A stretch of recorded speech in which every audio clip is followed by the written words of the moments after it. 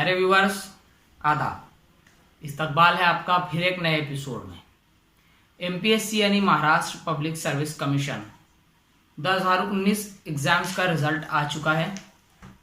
कुल 420 candidate pass हुए हैं, जिनमें 4 मुस्लिम कैंडिडेट वसीमा महबूब, फयाज मुनीर, समीन अब्दुल रज़्ज़ाक और अस्मा ज़हीर शामिल हैं। हम सभी कैंडिडेट को मीठा करेला चैनल की जानिब से मुबारकबाद पेश करते हैं और आपकी मुलाकात करवाते हैं अस्मा ज़हीर से। अस्मा ज़हीर का ताल्लुक़ नांदेड़ से है। देखिए और जानिए कैसे उर्दू की इस होनहार तालिबा ने एमपीएससी एग्ज़ाम क्रैक किया और उर्दू का परचम बुलंद किया।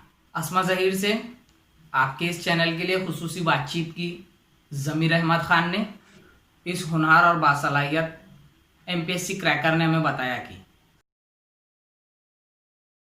स्टेट सर्विसेज में जो एक तैयारी थी वो मैं पिछले 3 साल से कर रही थी ग्रेजुएशन के बाद।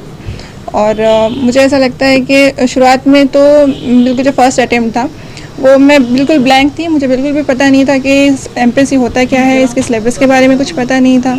तो फिर और मेरा कोई बैकग्राउंड भी नहीं है, कोई सिविल सर्विसेज से मुझे गाइडेंस नहीं था। तो मैंने स्टार्ट किया ऑनलाइन, जो कुछ वीडियोस देखे, जो भी टॉपर्स थे उनके एमपीएससी का जो सिलेबस था उसे स्टडी किया मैंने।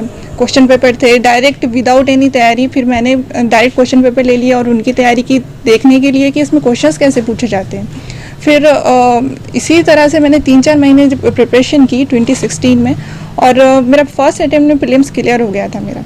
तो उससे एक बहुत अच्छा मुझे कॉन्फिडेंस मिला और उसी के बेसिस पे फिर मैंने अपने मेंस की तैयारी की, क्वेश्चन पेपर सॉल्व किए। और फर्स्ट अटेम्प्ट में तो मुझे सक्सेस नहीं मिली मेंस में, लेकिन खुदा की मेहरबानी थी कि इस मरतबा सिलेक्शन हो गई।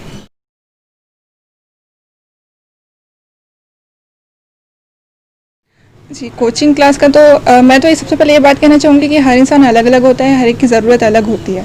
अब जो बिल्कुल स्टार्टिंग से कर रहा है तो कभी कभी हो सकता है कि आपको कोचिंग की ज़रूरत पड़े या किसी की गाइडेंस की ज़रूरत पड़े। मैं कहना चाहूँगी गाइडेंस की ज़रूरत पड़ सकती है।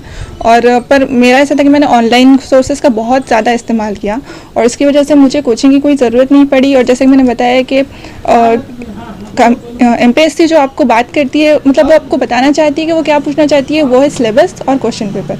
तो अगर आप वो अच्छे से पढ़ाई कर रहे हैं तो फिर आपको ज़रूरत नहीं है किसी और मतलब मेरी भी आपको ज़रूरत नहीं है सुनने की।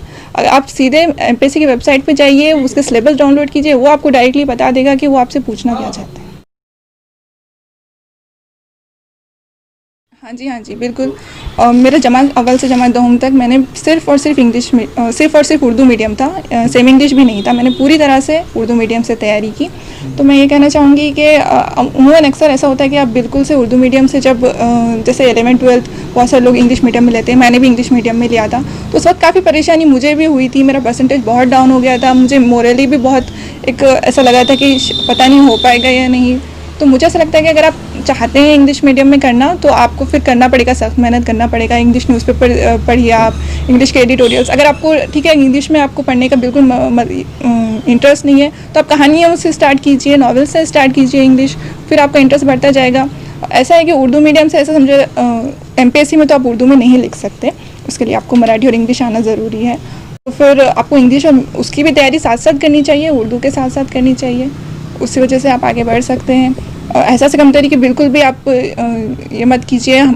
जो ये उर्दू जो ज़ुबान है वो इतनी अच्छी ज़बान है कि वो आपको अच्छी तरह से सबके साथ चलने का एक मैसेज देती है। मुझे तो लगता है कि अगर आप उर्दू बैकग्राउंड से हों तो आप बहुत ज़्यादा आगे जा सकते हैं। जी, मेरे वालिद सैयद ज़हीर अहमद जो पुलिस महकमे में फ़िलहाल एएसआई हैं, तो उनका बहुत सपोर्ट था शुरुआत से। यूजुअली ऐसा होता है कि हम चारों बहनें ही हैं, तो ऐसा अक्सर होता है कि लड़कियों की तालीम की तरफ ज़्यादा तवज्जो नहीं दी जाती। लेकिन मेरे वालिद का शुरुआत से बहुत ज़्यादा सपोर्ट था, और फाइनेंशियली हो या फिर बिल्कुल भी सोशल कोई प्रेशर आता था तो वो बिल्कुल मुझे उससे मोरली डिग्रेड नहीं होने देते थे। मेरी वालिदा भी काफ़ी उन्होंने सपोर्ट किया मुझे। वो खुद मुझे पढ़ाती थी, मैंने कोई कोचिंग 10th और 12th में भी नहीं की उन्हीं की वजह से। तो मेरे दोनों मम्मी और पापा दोनों का बहुत सपोर्ट रहा था।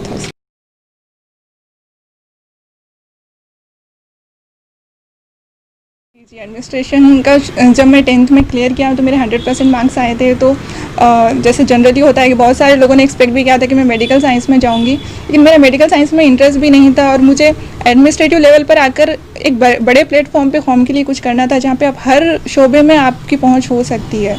और मेरे वालिद ने भी मुझे इसके लिए काफ़ी इंस्पायर किया। और साथ ही डॉक्टर श्रीकर परदेशी उस वक्त जो कलेक्टर थे, उनसे मैं काफ़ी इंस्पायर हुई। उन्होंने एक कॉपी मुक्त अभियान निकाला था उस वक्त, तो मैं उससे इतना ज़्यादा इंस्पायर हुई कि फिर मैंने सोचा कि मैं इसी फील्ड में जाऊँगी।